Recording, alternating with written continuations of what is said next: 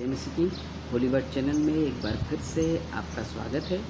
आइए हम इस वीडियो को शुरू करें, लेकिन वीडियो शुरू करने से पहले मैं चाहूँगा आप इस चैनल को सब्सक्राइब कर लें, इस वीडियो को लाइक करें, इस वीडियो को शेयर करें, ताकि परमेश्वर का ये वचन बहुत से लोगों तक आप शेयर करने के माध्यम से पहुँचाएँ और परमेश्वर के नाम की बड़ी महिमा होने पाए। आइए आज के वचन में चलेंगे। जो आज का मेरा टॉपिक है वो है अधीन होना, परमेश्वर के अधीन होना। आइए हम अधीनताओं के बारे में सीखेंगे कि क्या मतलब होता है अधीन होने का, इसके बारे में सीखेंगे और परमेश्वर की महिमा को हम अपने जीवन में अधीन होकर के देख पाएंगे।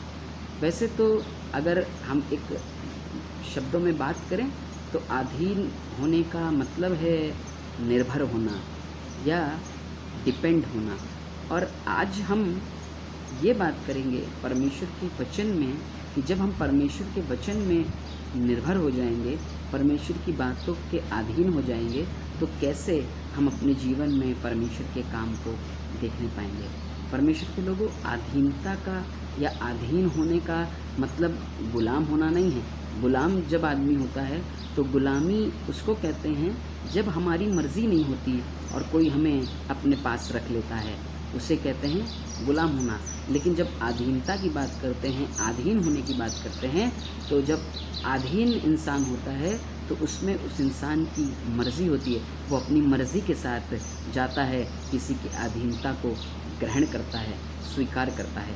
और आज हम सीखेंगे कि हमें किन किन चीज़ों के अधीन होना चाहिए ताकि हम अधीनता के बारे में और सीख सकें।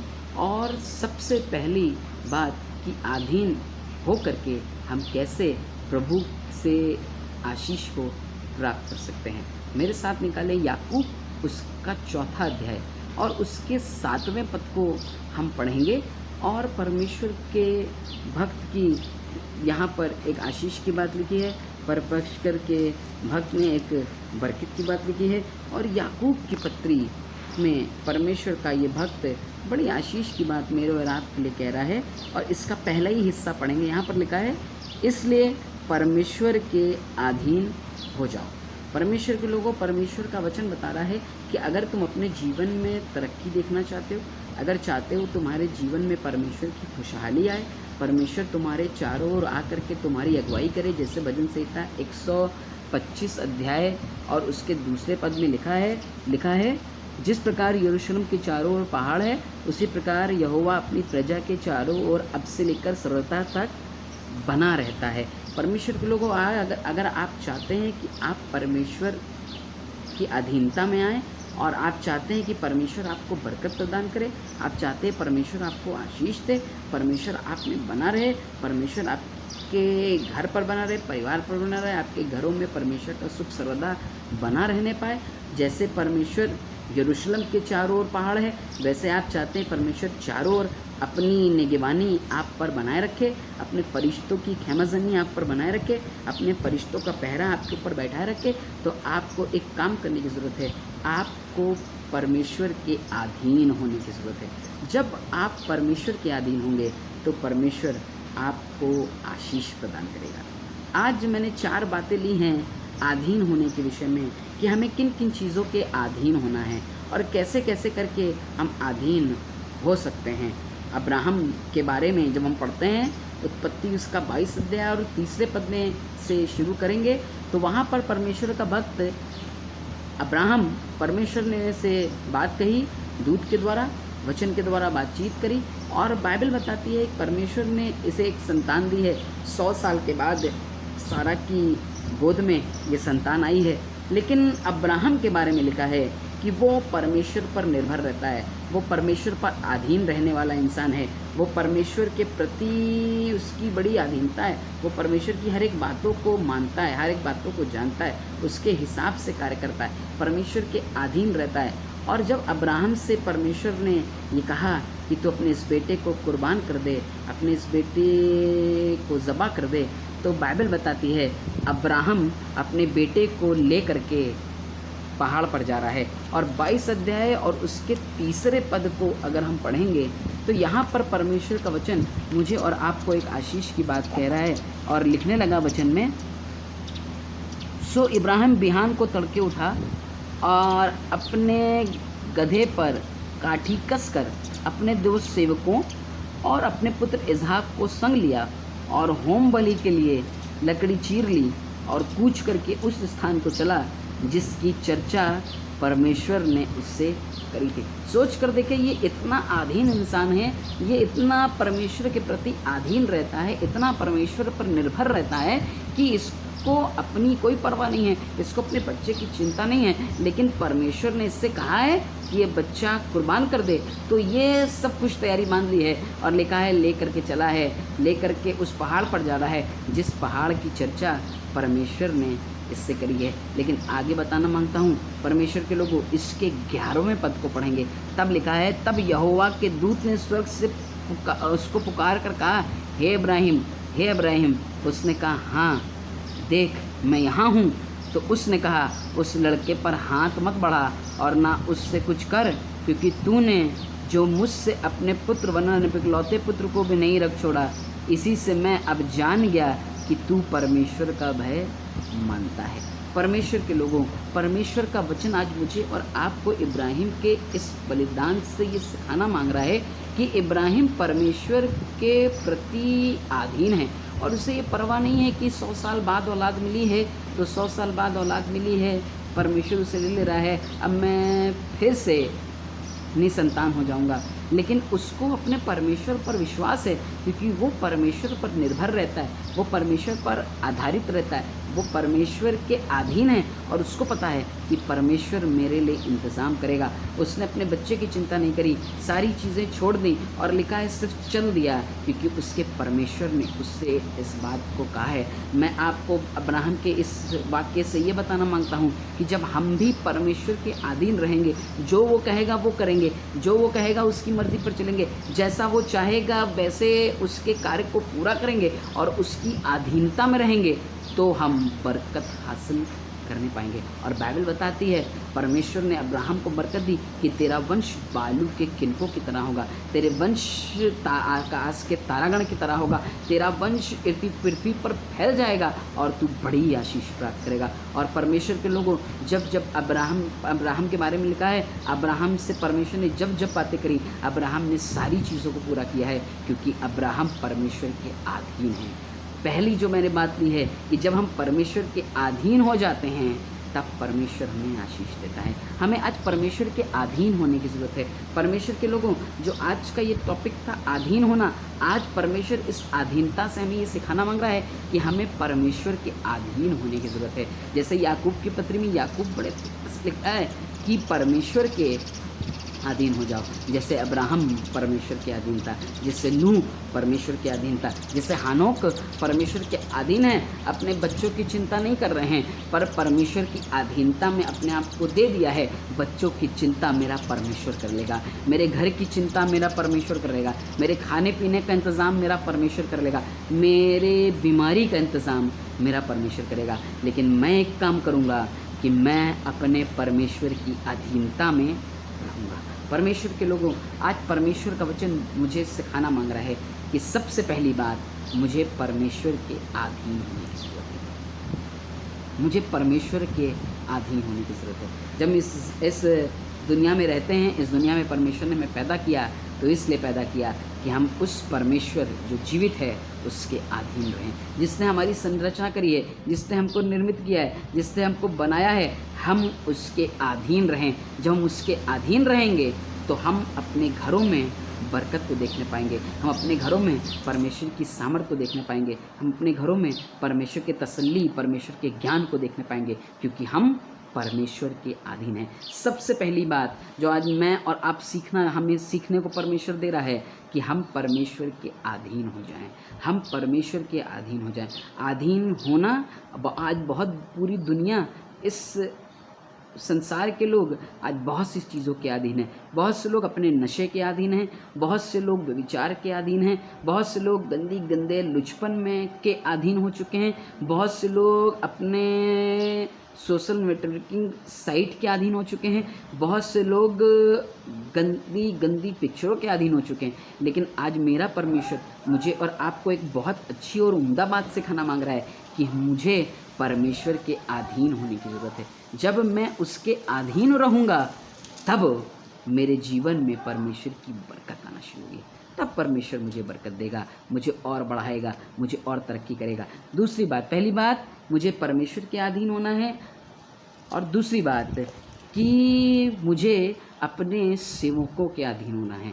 शमूएल उसका 1 अध्याय और उसके हम 25 पद को पढ़ेंगे तो बाइबल बताती यहाँ पर एक दृष्टांत है, और बहुत सी बार मुझे इसका कैरेक्टर बहुत अच्छा लगता है। इस शमूएल के बारे में लिखा है, इसकी माता ने इसको परमेश्वर के भवन में समर्पित कर दिया है, दे दिया है, और फिर ये भूल गई है। और जब आई है भवन में तो लिखा 25 पद में, इसने भेंट चढ़ाई और उसके बाद एली को के हाथ में शमूएल को सौंप दिया है। और शमूएल जो है एली के पास रहा है, उसके पास सीख रहा है, उसके पास ज्ञान हासिल कर रहा है, उसके पास रहता है, चीज़ें सीख रहा है।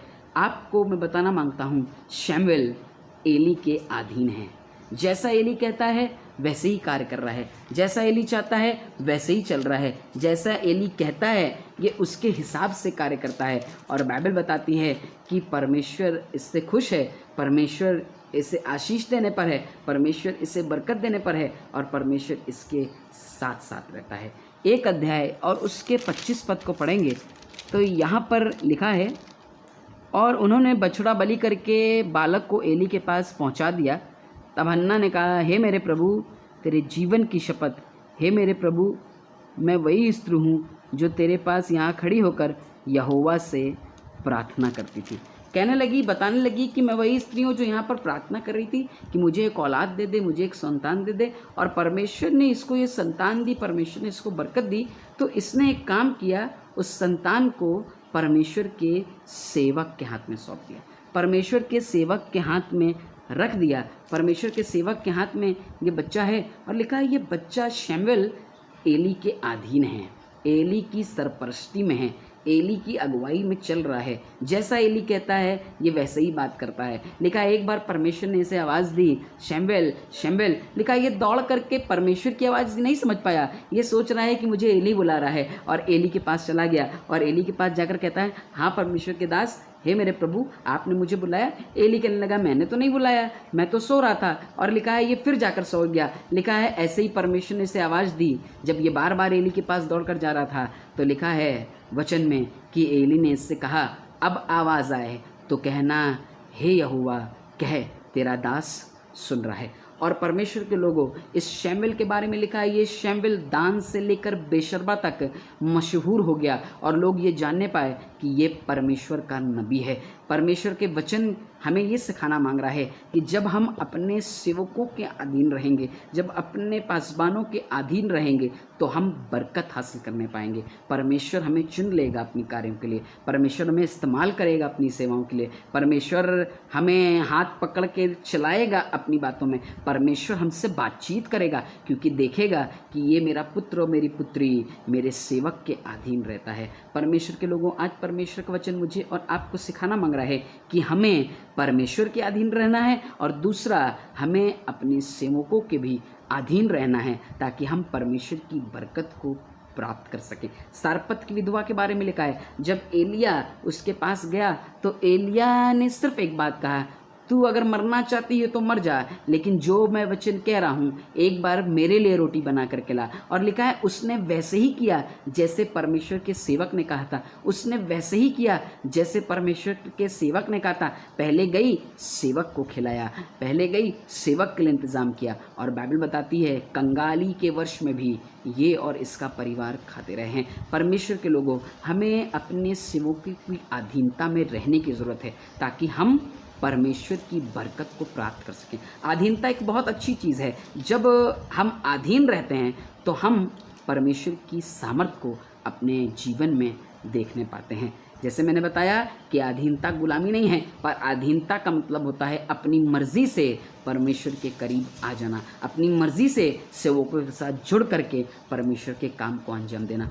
तीसरी बात जो मैंने ली है कि अपने माँ बाप के अधीन रहें।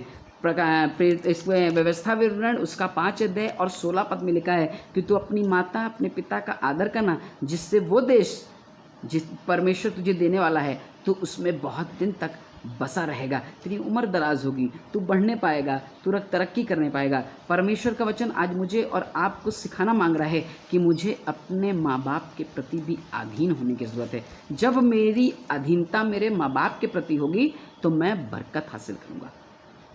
परमेश्वर का वचन बताता है कि जब तुम उसका आदर करोगे, जब तुम उनके अधीन रहोगे, जब तुम उनकी सरपरस्ती में रहोगे, जब तुम उनके नीचे बने रहोगे, तब तुम परमेश्वर की बरकत को, आशीष को, कि जिस देश में तुम जाओगे उस देश में तुम्हारा भला होगा, तुम कल्याण देखोगे, तुम बरकत हासिल करोगे, तुम सामर्थ हासिल करोगे। क्यों? क्योंकि परमेश्वर का वचन बता रहा है कि अपने माँ बाप की अधीनता में या उनकी आज्ञाकारिता में रहो। परमेश्वर के लोगों, आज मेरे और आपको बहुत ज़रूरी है। बहुत सी बार हम बच्चे अपने माँ बाप के अधीन नहीं रहते, अपने माँ बाप की सरपरस्ती में नहीं रहते, इसलिए हम अपने जीवन में बरकतों को देख नहीं पाते, इसलिए हम अपने जीवन में परमेश्वर की उम्दा से उम्दा आशीषों को नहीं देख पाते हैं। लेकिन आज परमेश्वर का वचन मुझे और आपको अधीनता के बारे में यही सिखा रहा है कि मुझे अपने परमेश्वर के तो अधीन नहीं रहना है, मुझे अपने सेवकों के अधीन तो नहीं रहना है, लेकिन मुझे अपने माँ बाप के भी अधीन रहना है, ताकि मैं परमेश्वर की बरकत को अपने जीवन में देख सकूं। चौथी बात जो मैंने ली है कि इफिसियों उसका 5 अध्याय और उसके 22 पद में अगर हम पढ़ेंगे तो यहाँ पर परमेश्वर का वचन कहने लगा, ये उनके लिए बात है जो मैंने बात ली है वो यहाँ पर कि पत्नियों के लिए लिखा है कि पत्नियाँ अपने पति के अधीन रहें, लेकिन बाइबल ये भी बताती है कि पति भी अपने पत्नियों के अधीन रहें, क्योंकि अगर अधीनता का जीवन होगा तो हम परमेश्वर की सामर्थ को रिश्तों में देखने पाएंगे।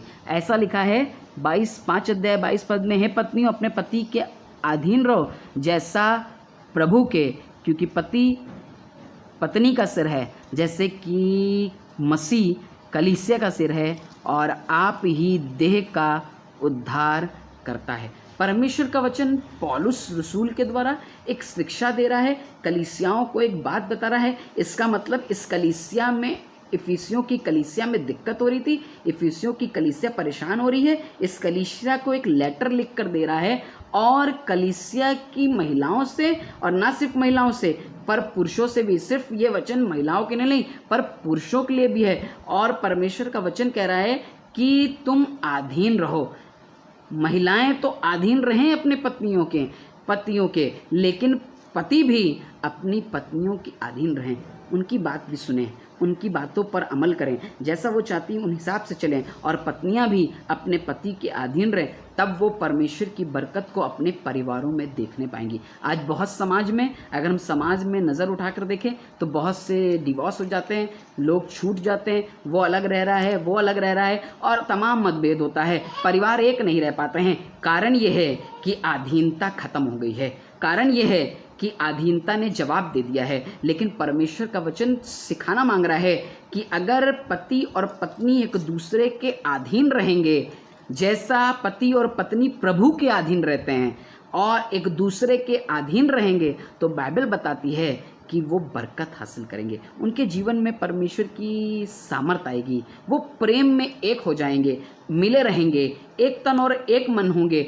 और परमेश्वर की महिमा में बढ़ते चले जाएंगे। परमेश्वर के लोगों, आज परमेश्वर का वचन पति और पत्नियों को सिखाना मांग रहा है कि हमें एक दूसरे के अधीन रहने की ज़रूरत है, ताकि हम अधीन रह करके परमेश्वर के करीब रह सकें। यह अधीनता बहुत ज़रूरी है। जब अधीनता नहीं होती है तो इसका मतलब ये है कि वहाँ पर झगड़े, लड़ाई और तमाम तरीके की गुनाह की चीज़ें आ जाती हैं। लेकिन जब अधीनता आती है, जब हम एक दूसरे के अधीन हो जाते हैं, जब हम एक दूसरे के साथ एक मन और एक छत के नीचे अच्छे से रहते हैं, तब हम परमेश्वर की बरकत को अपने जीवन में देखने पाते हैं। और परमेश्वर का वचन साफ साफ कह रहा है। और फिर कलीसिया के लिए भी कहने लगा, 5वीं बात है कि कलीसिया मसीह के सरपरस्ती में रहे। आज बहुत सी कलीसियाएं भी टूट गईं, आज बहुत सी कलीसियाएं भी खराब हो गई। कलीसिया में बहुत से लोगों का मन खट्टा है, कोई किसी से बात नहीं करना चाहता, कोई किसी के साथ नहीं रहना चाहता, लेकिन परमेश्वर का वचन बताना मांगता है कि जैसे मसीह कलीसिया का सिर है, कलीसिया हमेशा मसीह के अधीन रहे ताकि मसीह की बरकतों को अपने जीवनों में देख सके।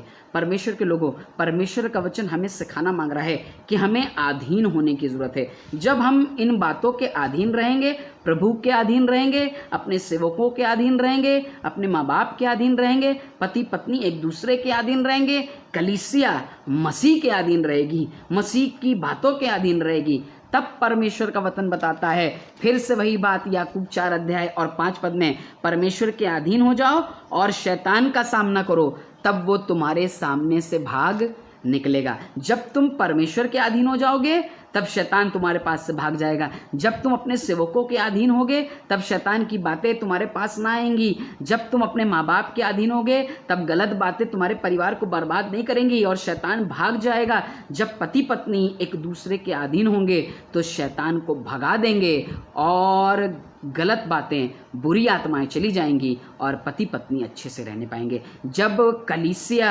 मसीह को अपना सिर बांध करके मसीह की अधीनता में आ जाएगी तब शैतान भाग निकलेगा और हम उसका सामना करेंगे और वो दूर भाग जाएगा। परमेश्वर के लोगों, परमेश्वर का वचन हमें सिखाना मांग रहा है कि हमें बहुत ज़रूरी है कि हम अधीन हो जाएं, प्रभु के अधीन हो जाएं, अपने सेवकों के अधीन हो जाएं, जो हमारे सेवक प्रभु में हमारे ऊपर निर्धारित किए गए हैं, अपने माँ बाप के अधीन हो, पति पत्नी एक दूसरे के अधीन हो और हम कलीसिया के लोग मसीह के अधीन हो। जब हम परमेश्वर के अधीन होंगे तब हम परमेश्वर की बरकत को अपने जीवन में देखेंगे, तब हम परमेश्वर की आशीषों को अपने जीवन में देखेंगे। भजन संहिता 125:2 में लिखा, जैसे यरूशलेम के चारों ओर पहाड़ है वैसे परमेश्वर हमें चारों ओर से घेर लेगा और हमारे साथ साथ रहेगा और तब हम शैतान की शक्तियों का सामना करेंगे और शैतान निकल कर भाग जाएगा। परमेश्वर के लोगों, परमेश्वर का वचन आज मुझे सिखाना मांग रहा है कि मुझे परमेश्वर के अधीन होने की ज़रूरत है। आज शाऊल की माने ना बने, वो परमेश्वर के अधीन नहीं था। जब परमेश्वर ने उसे राजा बनाया तो परमेश्वर की बड़ी सुना करता था, लेकिन उसने परमेश्वर की अधीनता छोड़ दी और परमेश्वर के वचन में लिखा है कि परमेश्वर उसको राजा बनाने से पछताया और परमेश्वर ने उस इंसान को इस्तेमाल किया जिसने परमेश्वर की अधीनता स्वीकार करी, जिसने परमेश्वर के वचन की अधीनता स्वीकार करी, और उसका नाम था दाऊद। और जब दाऊद ने अधीनता स्वीकार करी तो बाइबल बताती है कि दाऊद ने बहुत वर्षों तक यरूशलेम पर राज्य किया और परमेश्वर ने उसे बहुत बढ़ाया। परमेश्वर आपको बढ़ाना चाहता है। परमेश्वर चाहता है कि जब आप खड़े हों तो शैतान आपके सामने से भाग जाए। परमेश्वर चाहता है कि जब आप यीशु मसीह नासरी के नाम से खड़े हों तो वो बीमारियां जो शैतान लेकर के आ रहा है वो भाग जाएं। आपके घर में फाइनेंशियल प्रॉब्लम आ रही वो भाग जाएं। आपकी कलीसिया में कोई दिक्कत आ रही है वो भाग जाए। आपके पति पत्नी के रिश्ते में कोई समस्या आ रही है, अगर आप परमेश्वर के अधीन हैं तो वो समस्या भाग जाएगी। माँ बाप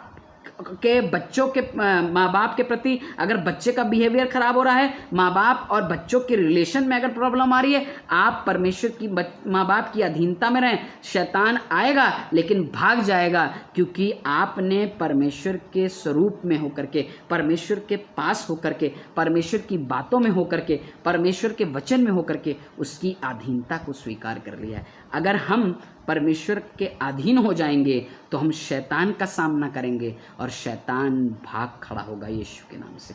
परमेश्वर के लोगों, आज परमेश्वर का वचन मुझे और आपको ये बात सिखाना मांग रहा है। आज तमाम उन लोगों को जो इस वीडियो को देख रहे हैं इस बात को सिखाना मांग रहा है कि हमें अपने परमेश्वर के अधीन होना है, हमें अपने सेवकों के अधीन होना है जो हमारे ऊपर रखे गए हैं, हमें अपने माँ बाप के प्रति अधीन होना है, हमें पति और पत्नियों को एक दूसरे के प्रति अधीन होना है और कलीसिया को मसीह के प्रति अधीन होना है, ताकि हम अधीनताओं के द्वारा, इस अधीनताओं में रह करके, परमेश्वर के अनुग्रह में रह करके, परमेश्वर के सरपरस्ती में रह करके शैतान का सामना करें और शैतान हमारे सामने से भाग खड़ा हो।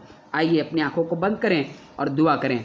परमेश्वर, जो आज प्रार्थना करते हैं, जो लोग ये कह रहे हैं कि हम तेरे अधीन होना चाहते हैं प्रभु, हमारे दिलों को ऐसा मजबूत कर कि हम तेरे अधीन हो सकें, ताकि परमेश्वर हम तेरी बरकत को अपने परिवारों में देख सकें। परमेश्वर हम अपने माँ बाप के प्रति अधीन हो सकें। परमेश्वर हम पति पत्नी एक दूसरे के प्रति अधीन हो सकें। प्रभु आज प्रार्थना करते हैं वो पति पत्नी जो अलग हैं वो एक दूसरे के अधीन होने पाएँ, ताकि उनके रिश्ते सुधरने पाएँ और परमेश्वर तमाम शैतान की बातें भाग जाएं और वो आज़ाद हो तेरे नाम से। आज कलीसिया मसीह के अधीन हो जाएं परमेश्वर, ताकि परमेश्वर कलीसिया तेरा उद्धार हासिल करे। आज परमेश्वर हम अब तेरे सेवकों के अधीन हो जाएं, ताकि तेरी बरकत को जो तेरे सेवकों के द्वारा हमें मिलती है हम प्राप्त कर सके। प्रभु हमें अधीनता में रहना सिखा, हम कैसे अधीन हों ये सीख सकें, ताकि तेरी महिमा को अपने जीवन में देख सकें। जब हम अधीन हों प्रभु, तो हम शैतान को भगा दें और विजय हासिल करें। प्रभु हमारी सहायता कर, प्रभु हमारी सहायता कर। ये प्रार्थना प्रभु यीशु मसीह के पवित्र नाम से मांगते हैं, आमीन। परमेश्वर आज आपको सिखाना मांग रहा है कि हमें अधीन होना है। आज ज़रूरी है कि हम इस बात को अपने जीवन में लागू करें। अगर आप परमेश्वर के प्रति अधीन नहीं रहे हैं, उसके प्रति अधीन हो जाएं, अपने सेवकों के प्रति अधीन हो जाएं, माँ बाप के प्रति अधीन हो जाएं, पति पत्नी एक दूसरे के अधीन हो जाएं और कलीसिया मसीह के अधीन हो जाए, ताकि हम अधीन रहकर परमेश्वर की शक्तियों में बढ़ सकें और उसके नाम में जयवंत होने पाएं। प्रभु आपको बहुत आशीष दे। जय मसीह की।